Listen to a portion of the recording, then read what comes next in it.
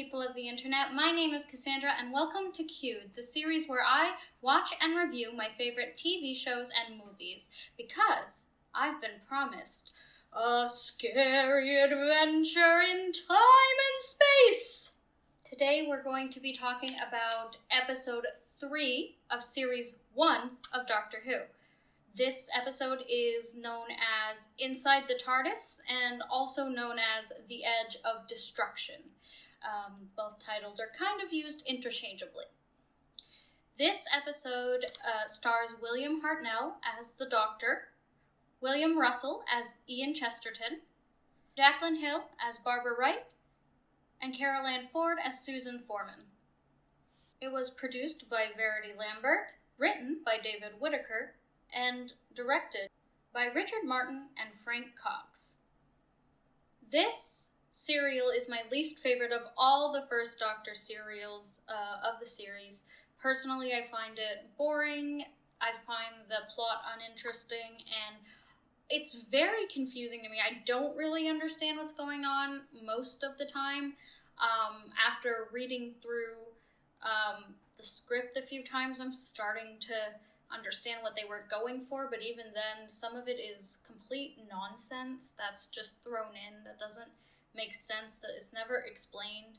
Doctor Who has tons of nonsense that's not real science, but at least they usually make an effort to explain that, junk science or sci-fi science in a sci-fi way, whereas in this one, it's like they're just saying words that don't mean anything.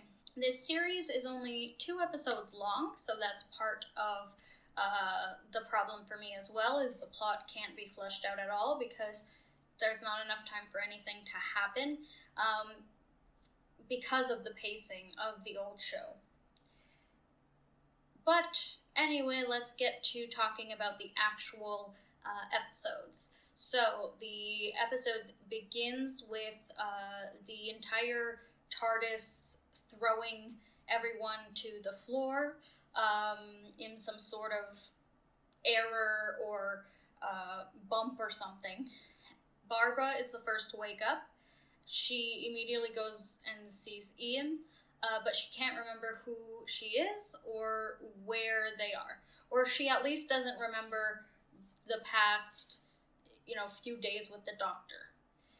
Then Susan is the second to wake up. She also doesn't remember who Barbara is, doesn't remember where she is really, what's going on, and so there's a few minutes of confusion where they're trying to remember each other, remember what happened. They realize that the Doctor was thrown to the floor and hurt his head, so they go and help him. Susan gets him some special bandages and water, and they take care of the Doctor together. They realize at some point that the doors are open, which is not ever supposed to happen, and then they start closing on their own, and opening again and closing again. When Susan tries to approach the TARDIS console, she's shocked with electricity, and she's pretty badly hurt. Everyone is sort of gathered together trying to take care of Susan and the Doctor. Susan is put to bed because she has passed out from the TARDIS console shock, I suppose. And then she's in this robe thing, and it looks exactly like what the Snuggie is. So I think Doctor Who invented the Snuggie. If you guys don't know what the Snuggie is, then I'll put a little part of the infomercial here, but it used to be on TV all the time, and I thought the Snuggie looked so cool when I was a kid. I don't know why, it's just a blanket with sleeves, but I thought it was revolutionary. You want to keep warm when you're feeling chilled, but you don't want to raise your heating bill. Blankets are okay, but they can slip and slide. And when you need to reach for something, your hands are trapped inside. Now, there's the Snuggie, the blanket that has sleeves. When Susan finally wakes up, she is in some sort of trance state. She doesn't really recognize Ian, and she attacks him with a knife, and then she passes out again. When the Doctor wakes up, he is conscious and knows where he's at. He realizes that something has gone wrong, obviously, and so he looks through all of the TARDIS mechanics to find the fault that has been caused and what's going on and why the doors are opening and closing and why the monitor, the TARDIS monitor, is showing just these old photos all the time. Susan posits that something is hiding on the ship, maybe in one of them, trying to kill them. So she's suspicious of everyone except the Doctor, and she's scared. Barbara sort of agrees that something feels really wrong, and maybe there is something inside the TARDIS with them, and the Doctor and Ian both wave them off and act like they're basically crazy for even thinking that, which was great.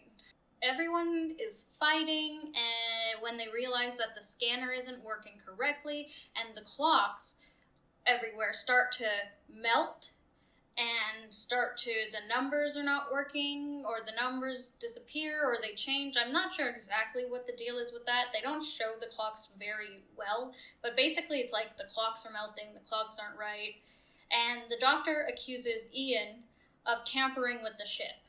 And then, this is the part that annoys me the most, there's basically like a 10 to 20 minute segment of the episode that's just the Doctor, Ian, Barbara, and Susan monologuing and posturing nonsense. They're just saying a bunch of nonsense that's kind of sounds like, if you're not really listening, it kind of sounds like it could be some philosophical thing, but it's actually nothing. It doesn't mean anything. While they're arguing and bickering and monologuing, Susan notices that the fault locator has, started blinking or something. The fault locator, of course, being a system in the TARDIS that locates and indicates when there's a fault. And the Doctor's asking her what it is that's lighting up, and she's saying everything is lighting up. And it starts to light up on sort of this timer, every certain amount of seconds it's lighting up. This episode is so boring, and there's so little to look at visually. It's like your eyes basically just glaze over, because they're all in this same room almost the entire time, and the TARDIS console is interesting enough as some sort of scientific equipment, but they don't actually zoom in on the console in any way. We don't get to actually look at the console. We all see it from a very far away perspective. And when they're in the other rooms, the other rooms are so empty that there's basically nothing to see. There's nothing interesting. At least I thought in this type of situation we could explore a little bit more about the TARDIS, explore a little bit more about the clothing and the bedding, and where do they sleep, where do they eat, and all this, but they don't actually show any of that. It's very much there's this one room that's basically empty that has a little machine where you can get food and water, and other than that, there's this room with a bed, but there's nothing else. There's no other interesting things to look at visually. There's nothing appealing to look at visually. Which I think this episode was made this way solely because they ran out of budget. When trying to figure out what is wrong, they say so many things, and all of them are just nonsense. They don't make any sense. They don't mean anything. They're just at some point, Barbara is going on about the TARDIS took away time to tell us.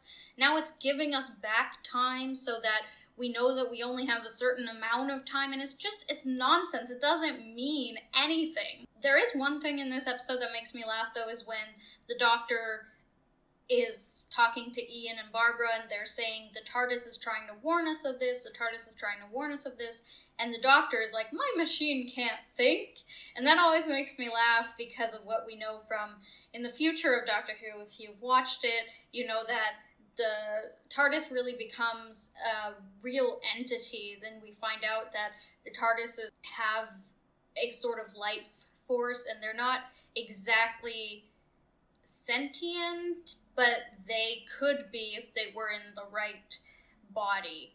Finally, at the last possible second before the TARDIS is maybe gonna implode, I guess, they realize that, or I should say the Doctor realizes that the problem is that the fast return switch is stuck down.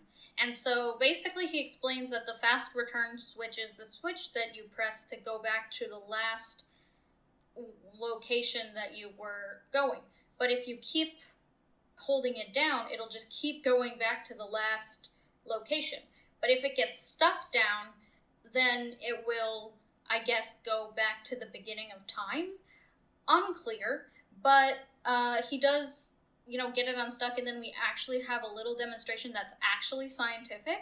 But I think it's just after all the sci-fi stuff that they said that didn't actually make any sense.